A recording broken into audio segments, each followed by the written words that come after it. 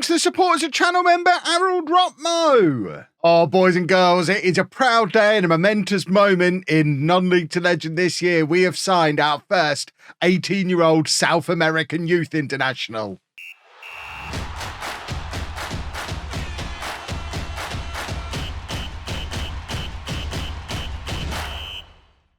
And welcome to Club 2, Part 26 of Non-League to Legend. I'm Kevin. Coming up on today's episode, we have two games for you in the Premier League. We're at home against Wolves and away against Fulham. And since you were last with me, we're kind of clinging on. I mean, we've had some incredible results. Drawing against Arsenal and Chelsea. We've beaten Bournemouth in the league. We did get a run through to the fifth round of the FA Cup, but got knocked out by Norwich off of the bottom half of the Championship. To be fair, they did kick us off the pitch in that game, and we played a rotated team anyway. But this is the league situation as we enter the final 10 games of the season.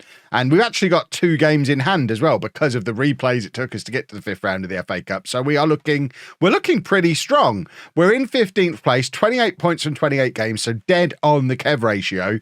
I mean, in the very unlikely event we were to win our two games in hand, we're pretty much safe. But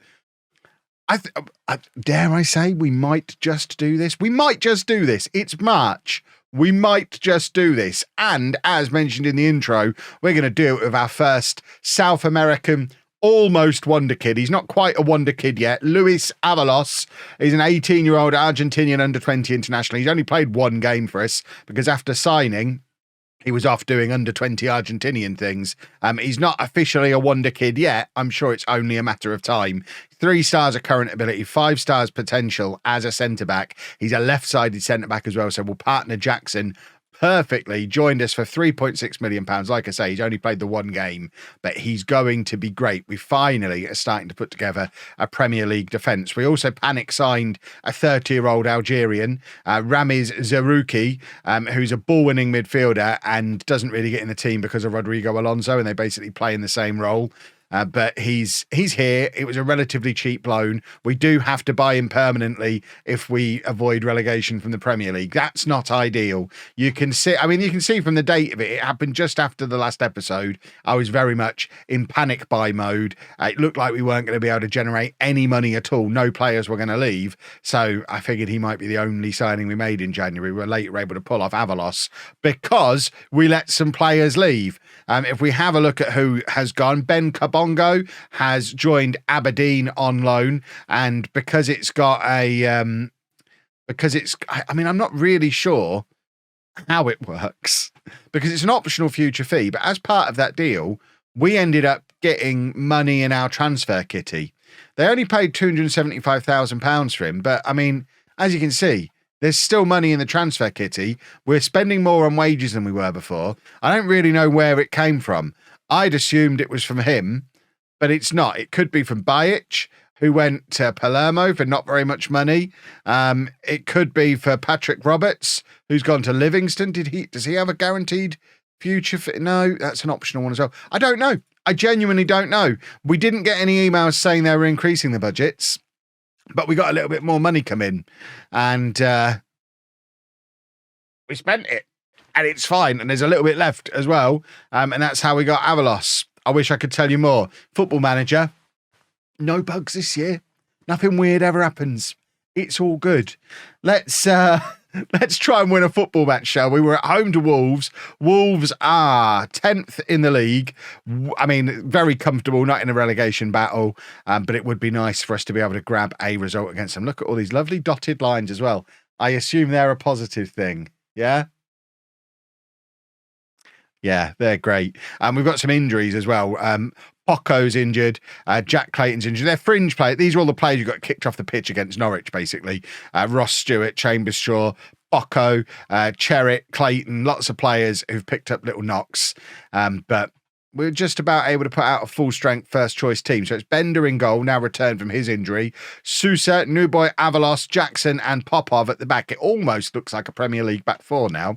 Alonso and Loser in midfield. Vidovic, Devine and O'Donoghue then supporting Leeburn up front. And Leeburn, by the way, has finally started scoring goals again. Our form has turned around as his form has turned around. He is absolutely crucial to us, and fingers crossed, now he's back in the goals again. He can stay in the goals. like I said before, if we can win even one of these games in hand, it'll be absolutely incredible for us, because it means we'll then be ahead of the Kev ratio as we enter the real business end of the season. Though once you get to 30 games, those final 8 matches of the year, you're nearly over the finish line at that point. Is that Danny Ward? They've got Danny Ward in goal.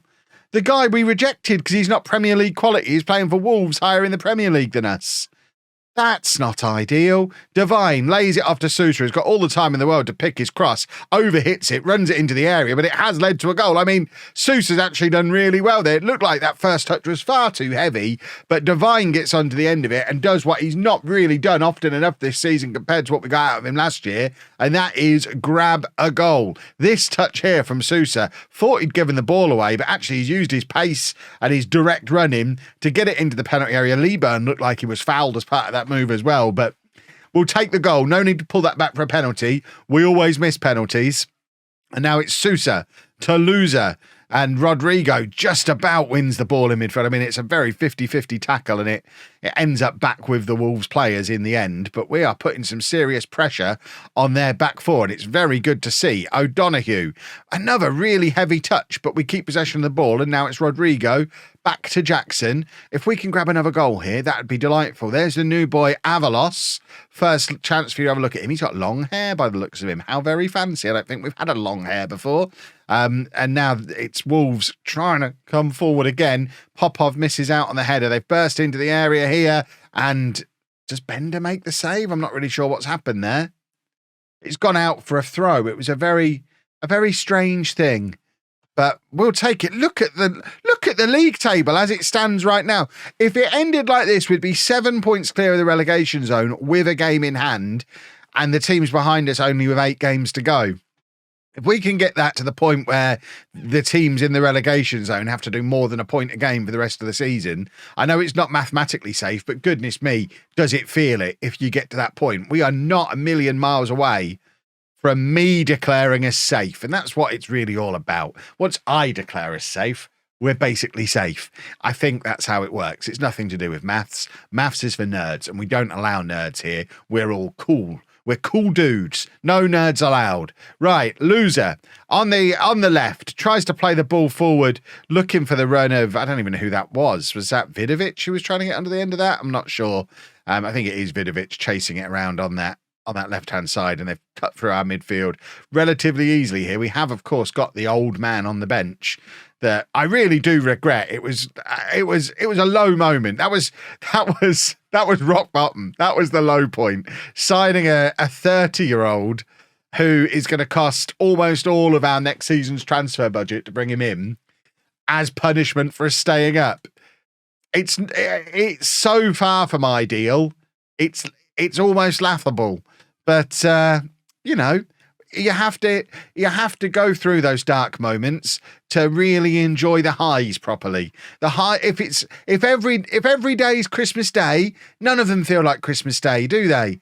That's why we signed him. That's poor from Jackson, and Bender is beaten. But maybe, dare I say, finally getting a little bit of luck go our way. The ball comes back off the post and it remains 1-0. We've only had one shot on target in the entirety of this first half, but it is the most important shot that has ever taken place at the Pirelli. That's probably not true, but goodness me, does it feel like it to be 1-0 up at half time. It is a rare situation for us to be in. Now, can we just hold on, please? Because this would be an absolutely enormous result. We'll say it quietly as well. It would also make 2 back-to-back wins in the league, and it would mean that Avalos has won every game he's played in a Burton shirt. What a difference maker the 18-year-old could turn out to be. Devine plays it to Popov, and now Popov back to Jackson.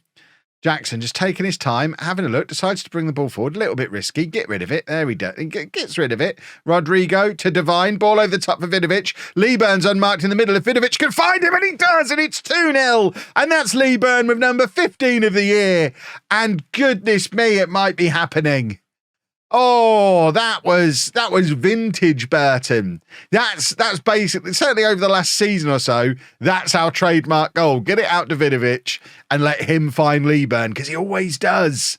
Such a good cross, such a good header. He isn't missing from 4 yards when he gets there ahead of the defender.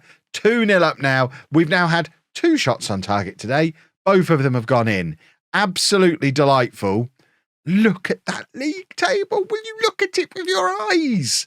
It's beautiful. Oh, my word. Right, substitutions. Everyone's getting tired. We must keep everybody fresh. O'Donoghue is injured, so Stevanovic can come on for him. Devine is recovering from injury himself, so he probably needs to come off.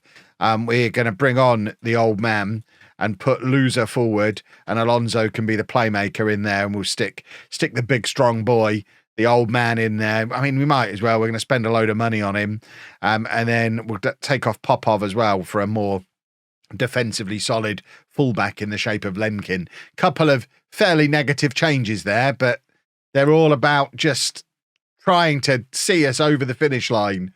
As we enter the final 15 minutes or so of the game, we've got a free kick. It's Jackson, forward 2, old man Zaruki. Watch him go on and become a cult hero here. Stevanovic, forward to Loser.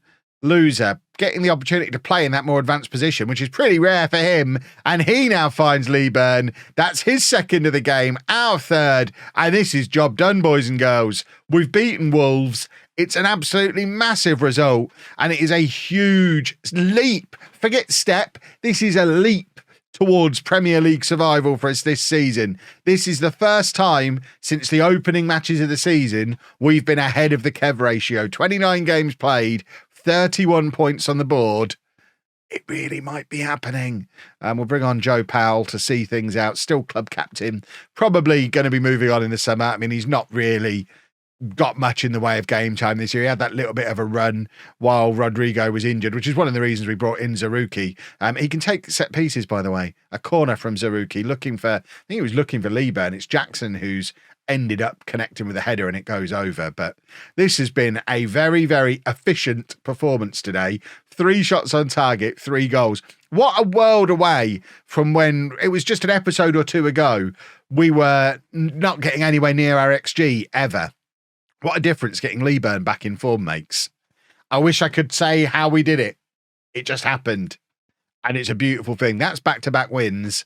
That's a very handsome-looking Premier League. And now we play Fulham away from home, who are directly above us in the league. We could go and beat Fulham, and, I mean, we'd be all but safe at that point. I think if we can get a result against Fulham, we're safe, which is a very risky thing to say. So, as you can imagine, no changes for the Fulham game. We've won back-to-back Premier League games for I want to say the first time in the club's history. It must be. I don't think we won back-to-back games at any point earlier in the season. Our new shiny Argentinian Avalos has only ever seen victory in a Burton shirt. If we can keep that running today, like I say, we are safe in the Premier League. Not mathematically, but maths is for nerds. O'Donoghue plays it forward for Devine. Devine picking it up and laying it off to Popov, and now O'Donoghue. Everyone's looking for Leeburn because he's in incredible form. Alfie Devine found him. I think he might have been offside. Hopefully it doesn't ruin his confidence again, the form that he's been in. Just give it, ref. He's having fun at the moment. Let him have his goals. Come on, referee. Fiddlesticks. That would have been a very nice start to him. How far offside was he?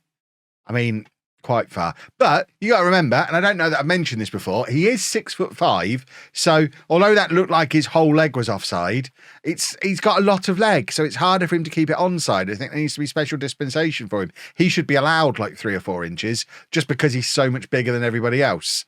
We'll put a petition into the FA, and fingers crossed they see it my way and can retroactively allow that goal and award us the 3 points for today, even if it doesn't end up going our way. I think it's the only fair outcome.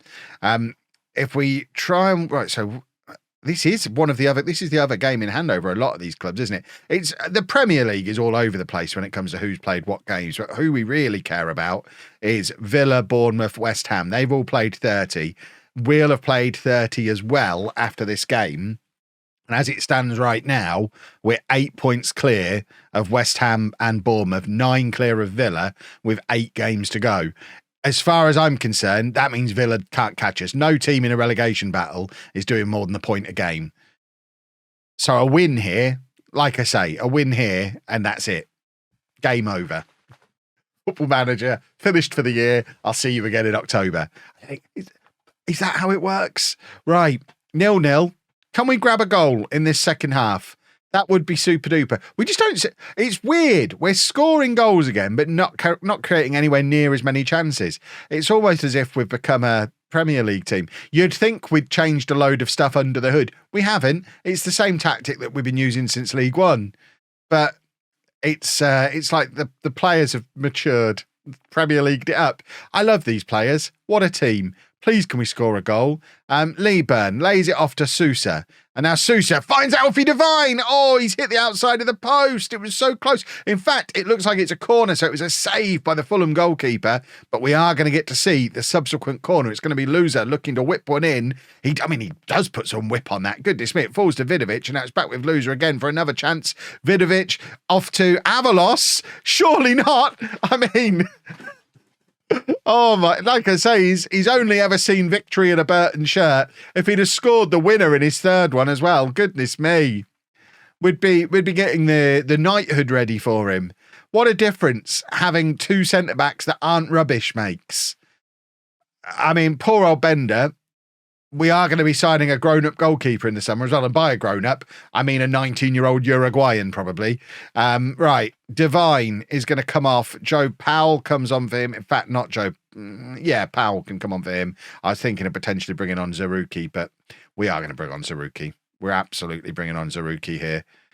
We'll stick Loser further forward, and Alonso can be the playmaker again. He quite enjoys that role. Popov can come off for Lemkin. And Lee Burn is not having the best of games, but with Ross Stewart injured, we don't really have an alternative to go up front, so we may as well just leave him on.